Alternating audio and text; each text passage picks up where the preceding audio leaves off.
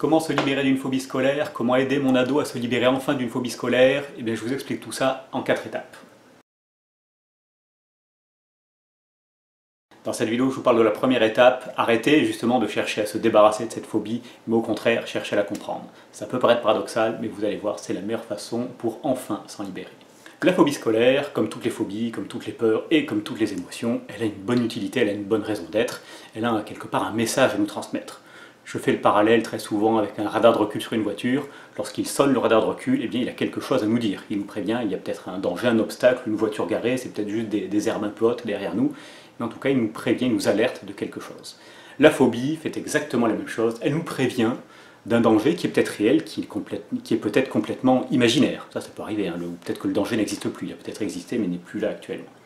Et donc la première chose à faire, cette première étape, c'est ça, chercher à comprendre ce que nous dit cette émotion, de quoi elle veut nous protéger, quelle est son utilité. Quand je reçois des personnes qui viennent consulter pour des phobies scolaires et que je leur demande à quoi elle sert cette phobie, quelle est leur utilité, la plupart me disent ça ne me sert à rien, ça me pourrit la vie, ça m'empêche d'aller à l'école, c'est en train de gâcher toute ma vie.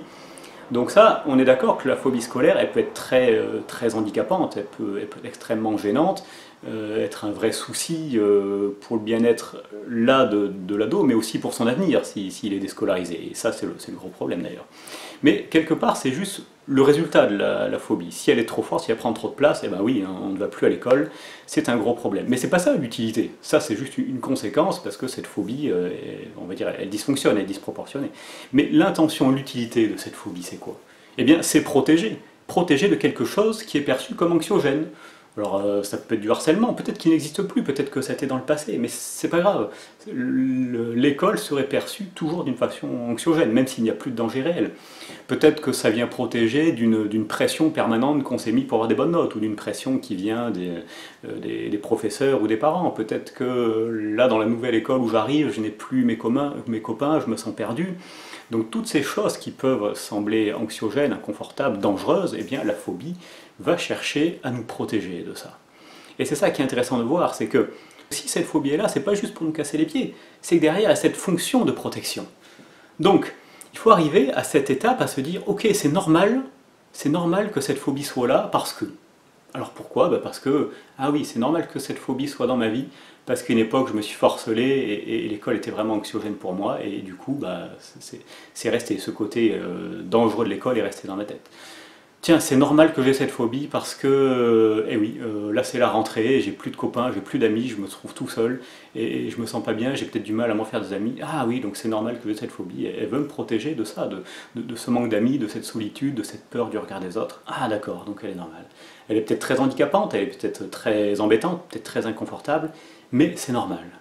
Donc c'est normal que j'ai cette phobie parce que il y a eu telle ou telle chose dans ma vie, parce qu'actuellement il y a encore telle ou telle chose.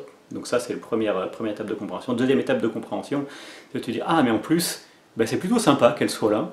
Attention, juste dans l'intention, c'est plutôt sympa parce qu'elle veut me protéger, voilà, de la solitude, du harcèlement, de la pression.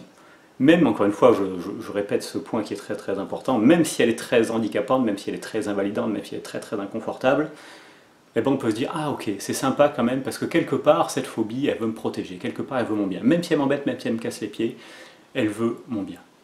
Donc vous voyez, la compréhension, c'est à ces deux niveaux. Ok, c'est normal qu'elle soit dans ma vie parce que elle veut ceci, elle veut cela, parce que j'ai vécu ci, parce que j'ai vécu ça.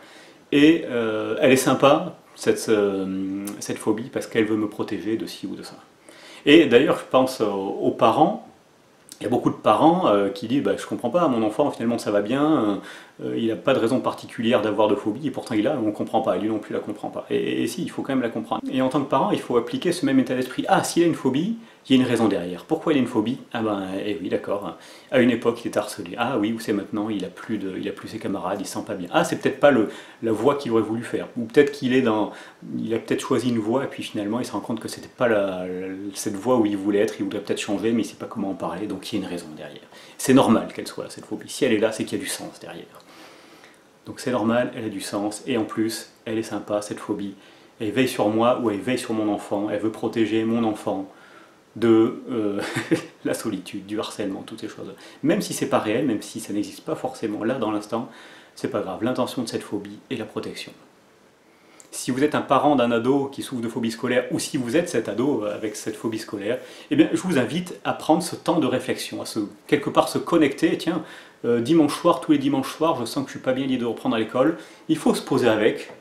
Tiens, pourquoi je ne suis pas bien avec cette idée d'aller à l'école tous les dimanches soirs? Ah oui, parce que tous les dimanches soirs, voilà, je vais peut-être partir à l'internat, parce que je vais peut-être être seul, parce que ceci... Ah ok. Prendre ce temps-là de compréhension de soi, de compréhension de cette émotion. Donc, vous pouvez le faire à chaque fois que ces phobies se manifestent. Des fois, si elles sont trop fortes, si c'est carrément des crises d'angoisse, eh ben dans l'instant, vous ne pourrez pas forcément, mais vous pouvez le faire de façon rétrospective. Tiens, dans le passé ou avant-hier, où j'ai eu une phobie très forte, j'ai peut-être eu une angoisse carrément qui m'a paralysé. Pourquoi je l'ai eu? De quoi elle voulait me protéger, cette angoisse? Toujours pareil, il y a une raison, il y a du sens, et c'est ça qu'il faut chercher à comprendre. Plus vous allez chercher à la comprendre, plus forcément vous allez la comprendre de mieux en mieux. Quand on comprend quelque chose, ça permet d'apporter davantage d'acceptation, et qui dit acceptation dit davantage d'apaisement. Mais aussi, vous prendrez aussi l'habitude à chaque fois d'avoir un petit peu de recul par rapport à cette émotion, et donc elle aura moins, elle, de contrôle sur vous. Je fais d'ailleurs une petite parenthèse, si dans toutes nos relations à nous-mêmes, aux autres, à la nature, à l'environnement, on prenait le temps de chercher à comprendre ce qui se passe dans la tête de l'autre, de comprendre pourquoi ceci ou cela existe, de comprendre le sens derrière, eh bien je pense que toutes nos relations seraient beaucoup plus apaisées et qu'il y aurait certainement beaucoup moins de conflits à tous les niveaux dans ce monde. Donc cette compréhension, bien sûr pour cette phobie, pour les phobies, pour la gestion des émotions, ça va faire du bien, mais en plus elle nous apprend à cultiver ce mode de fonctionnement dans la compréhension au lieu d'être dans le jugement. La plupart du temps on juge au lieu de comprendre. Et bien là, si on développe un petit peu plus de compréhension, de conscience de soi, de conscience des autres, de conscience du sens qui existe, eh bien ça va être beaucoup plus positif, pas juste pour soi, mais aussi pour toutes nos relations, toutes nos sociétés. Cette première étape de compréhension est indispensable, mais forcément n'est pas suffisante. Dans la prochaine vidéo, dans la deuxième étape, nous verrons comment changer complètement le lien à cette émotion pour apaiser le lien à cette émotion. Très bonne journée, à bientôt.